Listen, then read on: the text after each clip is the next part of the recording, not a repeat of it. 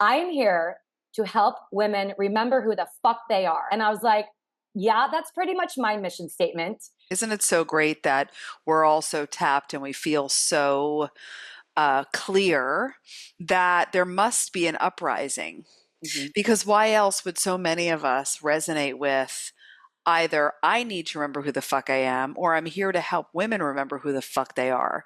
It is time for the rubber to meet the road and for us to really embody that truth of who the fuck we are, that unabashed, unapologetic, fullest expression of who we are, which is an interesting combination of the truth of who we've always been before, life layered itself upon us, and the capacity of who we're capable of becoming in versions of ourselves that we haven't seen yet. So it's both a remembrance and a creation.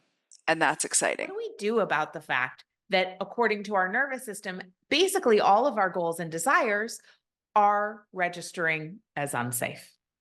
We change the thermostat setting. When we're in resistance, that's when we know, oh, my nervous system just feels unsafe because it's up at the edge of my capacity. So that's the time when we learn to signal safety. Those two, dancing and pleasure practices, we can see those if we're doing those on a daily basis. We can see that as an investment in our Yes. future, right? So Yes. we might not see a result today, but we can trust that if we are devoted to these practices of coming into our body and signaling to our nervous system that we are safe to change where our thermostat baseline is, that we will inevitably and eventually see the results that we've been hoping Yes. for, praying And for. dance is the medicine.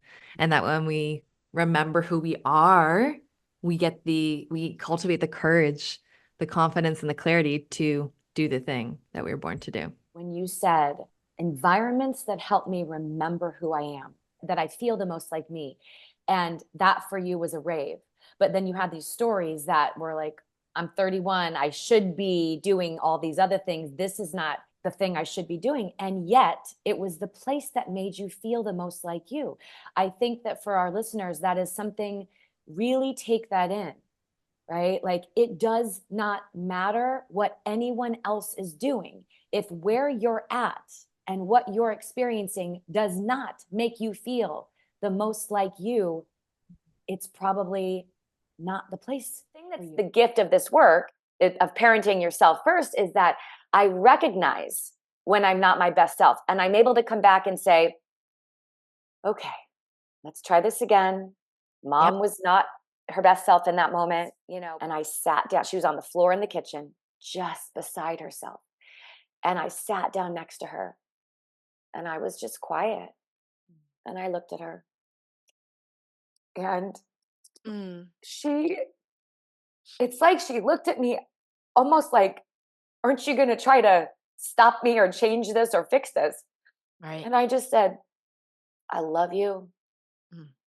I'm sorry you're having a rough moment. Mhm. We'll get through this together. Minutes later, she was like hugging me saying, thank you so much.